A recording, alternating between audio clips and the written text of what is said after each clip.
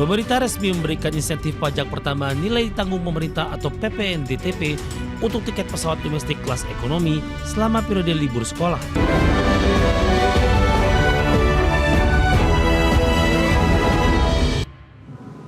Pemerintah resmi memberikan insentif pajak pertambahan nilai ditanggung pemerintah atau PPNDTP untuk tiket pesawat domestik kelas ekonomi selama periode libur sekolah. Aturan ini diterbitkan sebagai bagian dari upaya menjaga daya beli masyarakat dan mendorong aktivitas ekonomi selama musim libur sekolah. Pemerintah resmi memberikan insentif pajak pertambahan nilai tanggung pemerintah atau PPNDTP untuk tiket pesawat domestik kelas ekonomi selama periode libur sekolah. Dengan kebijakan ini, masyarakat yang membeli tiket hingga 5 Juli 2026 dapat menikmati pembebasan PPN yang ditanggung penuh oleh pemerintah. Ketentuan tersebut tertuang dalam Peraturan Menteri Keuangan Nomor 43 Tahun 2026 tentang pajak pertambahan nilai atas penyerahan jasa angkutan udara niaga berjadwal dalam negeri kelas ekonomi pada periode libur sekolah yang ditanggung pemerintah tahun anggaran 2026. Aturan ini diterbitkan sebagai bagian dari upaya menjaga daya beli masyarakat dan mendorong aktivitas ekonomi selama musim liburan sekolah. Dalam BLI tersebut, pemerintah menanggung 100% PPN yang tertuang atas jasa angkutan udara niaga berjadwal dalam negeri kelas ekonomi. Fasilitas ini berlaku untuk komponen tarif dasar dan fuel surcharge yang terdapat dalam harga tiket penerbangan. Namun tidak semua tiket otomatis mendapatkan fasilitas tersebut. Pemerintah menetapkan 2 syarat utama, yaitu tiket harus dibeli sejak berlakunya PMK hingga 5 Juli 2026 dan jadwal penerbangan dilakukan pada periode 24 Juni hingga 5 Juli 2026. Jika salah satu syarat tersebut tidak terpenuhi, maka PPN tetap dikenakan sebagaimana mestinya. Jakarta, Tim Liputan ADEXCHAN. Pemerintah China memasukkan 10 perusahaan asal Amerika Serikat ke dalam daftar hitam pembatasan ekspor. Kebijakan tersebut menjadi balasan atas langkah Amerika Serikat yang sebelumnya memasukkan sejumlah perusahaan China ke dalam daftar hitam. Pemerintah China kembali mengambil langkah balasan terhadap Amerika Serikat dalam persaingan di sektor teknologi dan keamanan nasional. Hal itu ditunjukkan dengan keputusan Beijing memasukkan 2 perusahaan mineral jarang Amerika Serikat, yakni MP Materials dan USA Rare Earth, serta 8 perusahaan lainnya ke dalam daftar kontrol ekspor. Langkah tersebut diambil sebagai respon atas keputusan Washington yang memasukkan sejumlah perusahaan China ke dalam daftar pembatasan operasional terkait hubungan dengan militer China. Kementerian Perdagangan China menyatakan perusahaan-perusahaan yang masuk daftar tersebut tidak lagi dapat menerima ekspor dual use items dari China sehingga tidak digunakan untuk kepentingan sipil maupun militer. Selain MP Materials dan USA Rare Earth, perusahaan manufaktur motor untuk aplikasi kritis Aviox juga termasuk dalam daftar tersebut.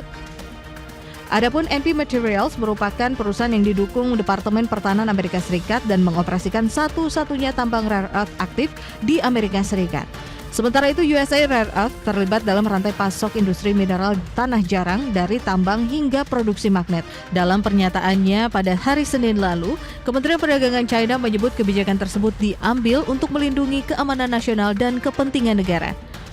Berbagai sumber IDX Channel.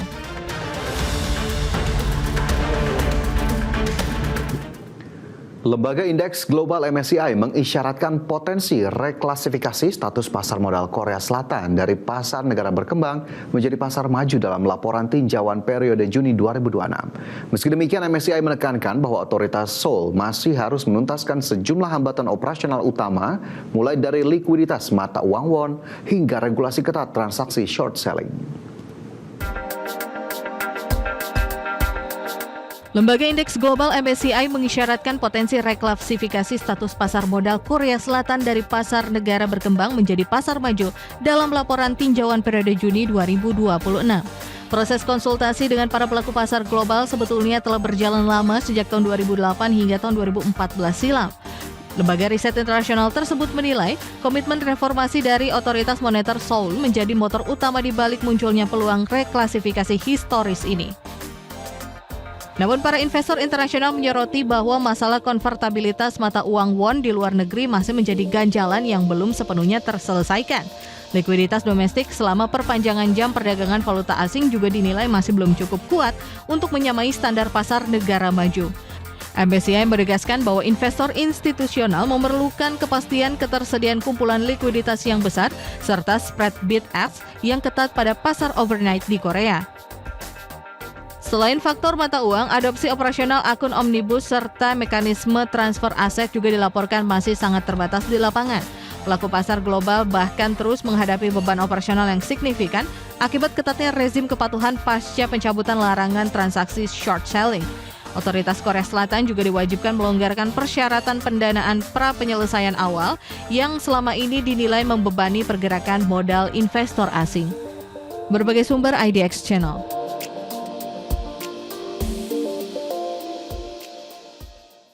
Pemerintah meminta PT PLN Persero menuntaskan permasalahan mati lampu bergilir yang terjadi di sejumlah wilayah Pulau Jawa dalam beberapa waktu terakhir.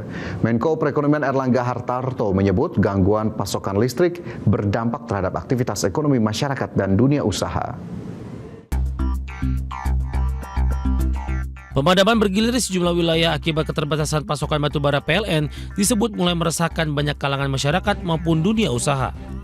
Menteri Koordinator Bidang Perekonomian Erlangga Hartarto pun meminta PT PLN Persero untuk segera menuntaskan permasalahan mati lampu bergilir yang terjadi di sejumlah wilayah Pulau Jawa belakangan ini.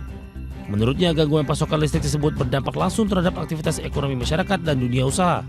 Untuk itu, Erlangga menegaskan pemerintah telah membahas persoalan tersebut dalam rapat bersama Menteri ESDM, di mana PLN diminta mempercepat langkah-langkah perbaikan agar keandalan pasokan listrik kembali terjaga.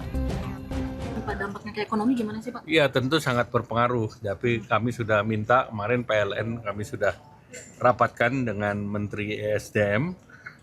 Harapannya sih Juni ini bisa diselesaikan. Kerugiannya kira-kira berapa? Pemerintah berharap dalam waktu dekat persoalan pemadaman bergilir dapat segera teratasi, sehingga tidak mengganggu produktivitas masyarakat maupun kegiatan industri. Keandalan pasokan listrik dinilai menjadi faktor penting dalam menjaga kelancaran aktivitas ekonomi dan mendukung pertumbuhan di berbagai sektor. Jakarta, Raharjo Patmo, ADX.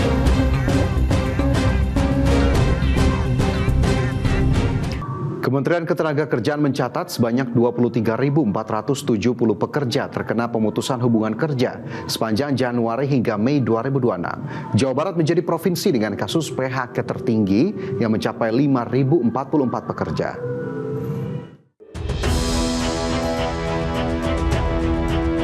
Kementerian Ketenagakerjaan mencatat sebanyak 23.470 pekerja terkena pemutusan hubungan kerja sepanjang Januari hingga Mei 2026.